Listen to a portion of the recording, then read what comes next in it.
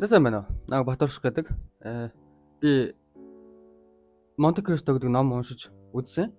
Тэгээд би зүгээр энэ ном нь өөрөө энэ ном нь чинь ингээд 3 бүлэгт хуваагдсан. Тэгээд тус бүр нь 480 орчим хуудастай. Тэгээд би эхний номыг уншиж дуусчаад дараагийн номыг уншихдаа хүн ер нь ном уншихад хэдэн цаг зарцуулд юм бол гэж бодоод. Тэгээд наа энэ чинь ийм асуудал байдаг шүү дээ. Би бол нэг тийм ном үнэхээр их уншаад нэг тийм хүн биш. Зүгээр нэг уншиж байгаагийнх хүн ер нь хэрэг хугацаанд уншиж байгаа бэ гэдгийг мэдэх хүсэлтэй байгаад тэгээд 3 цагаар уншия. Тэгээд хэдэн удаа унших нь вэ? Тэгээд би 3 цагаар уншлаа. Тэгээд 8 удаагийн уншилт.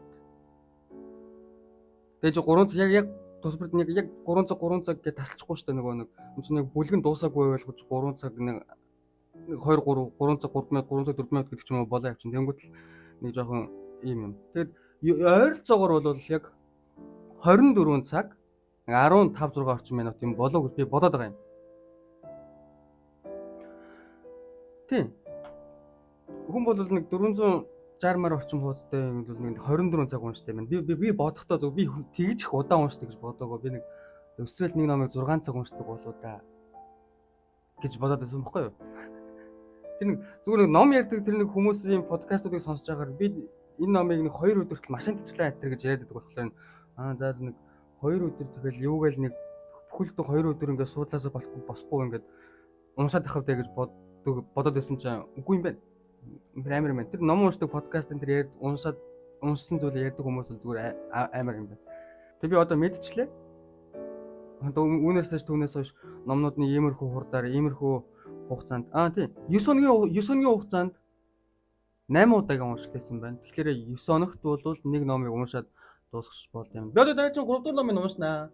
3 дахь номыг уншихдаа бас л ялгаагүй хэдэн цаг яг уншсан байна гэдэг нарийн тоо гаргаж авмаар. Ер нь яг та нарийн тоо гаргаж аавна гэдэг чинь энэ зүйлд хэр хугацааг зарцуулсан байна. Тэгээд эндээс би юм олж ухааруу гэдэг юм байгаа шүү дээ. Тэгээд энэс ном уншиж явах дундаа ухаарсан энэ зүгээр номноос ухаарсан биш. Зүгээр энэ амьдралын ухаан гэдэг ухаандаа нэг ойлгосон зүйл нь бол хүн номыг бүтэн уншиж чадахгүй юм бол чи тэр номыг бүтэн уншиж чадахгүй бол яаж бүтэн амьдрах чадах юм бэ гэсэн. Яагаад чи ном бүтэн уншиж чадахгүй бол яаж магадгүй бүтэн амьдралыг явж дуусна гэж итгэх гэж байгаа юм бэ? Энэ чинь ном гэдэг чинь ингээд өөрөө эхэлж аваад нээгээд чи өөрөө сонирхсон болохоор нээгээд уншаад үзэж байгаа зүйл байхад тэгээ чи тэрийг бүтнээр нь дуусгаж чадахгүй байх гэхээр чи амьдралдаа сурс хүсэж байгаа зүйлээ яаж ингэж бүтнээр нь явуулж дуусгаж чадах юм бэ гэж ойлгож бодсон. Тэгээ би энэ номыг уншсан болохоор ч энэ номыг уншсан зүгээр тохиолдол байх. Гэхдээ би эндээс сурж авсан, ингээд сураад авсан гэдэг бол би айгүй баяртай байна. Тэгээд одоо өмнөөс түүнээс хойш нэг юм ихэлсэн бол тэрийг дуусгах гэж л энийхэн төгсгөлийг үүсгэх гэж л хичээх тийм майндсеттэй боллоо. Ягаад гэвэл нэг талаар үнэн байна шүү дээ. Ягаад хэлсэн юм а чи өөрөө дуусгаж чадахгүй байгаа. Тэгээд тэрийг дуусгахгүй бол чи үргэлжил би энийг дуусгаагүй дээ гэдэг бодолтой тэгэл мэдхгүй яваал би юм дуусгах чаддгүй гэдэг юм дад тухамсартаа тэгж бодож яваал тэгэл өөрөөгөө альва нэг зүйлд хүчээ сойрж үзэхэд би юм хийж чадахгүй дээ гэдэг бодолтой болчихно. Би тийм байхыг хүсэхгүй байна. Тэгээд ийм зүйлийг жоохон ухаарч мэдэж авлаа. Баяртай байна. За. Тэгээд намайг үзэж байгаа хүмүүст маш их баярлалаа. Би табарг үзэж байгаа хүмүүс үзэж байгаа гэж мэдхээр л аягүй надад таалагдчихж байгаа шүү дээ. За. Ямар нэг асуух юм байвал зүгээр юм биччихээ зөөрэй. Тийм. За. Энэ үед яриагаа дуусгахын хоол юм яриад ч яах вэ? Тийм. Хэрэв унших гэж байгаа бол зөвлөж яг нэг иймэрхүү Францын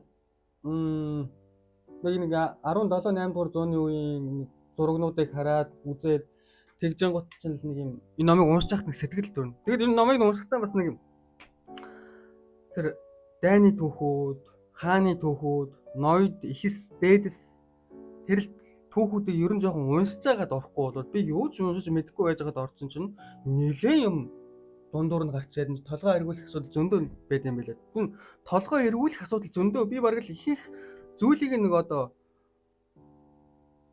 тэр болж исэн хатар хаад ноёдын донд тэнд болж исэн конфликттэй тэр нэг юм хэрүүл маргаан тэнцлийг нь ойлгохгүй угаасаа мэдэхгүй учраас ардаас нь би ингээд уншаад явах гэсэн чинь тэр нь над мэддэхгүй байгаа. Тэндээ цаг их авд юм байлээ. Тэгээд ер нь бол нэг жоохон Европ хаваар түүх мөнх сайн заавал судлах гэдэг шаардлага байхгүй л байна. Тэр нэг иймэрхүү юм хардхад бол нэг юм нүдэн чин толгой чин сэтгэл чин нэг юм зураглал буугаад очих. Дэжүүсээ уншихтай тийм ном. Зарим нэг түүхүүд зарим нэг яг нэг хүмүүсийн харилцан ярианы яг нэг чухал биш хэсгүүд гадаг. Гэтэ бас яг тэр хэсгүүдийг нэлээд анзаарахгүй болвол тэр хэсгүүд ингээд гол мэдээллүүд бас явж идэг. За. Дэнд бол юм ярьчлаа. За. Бай.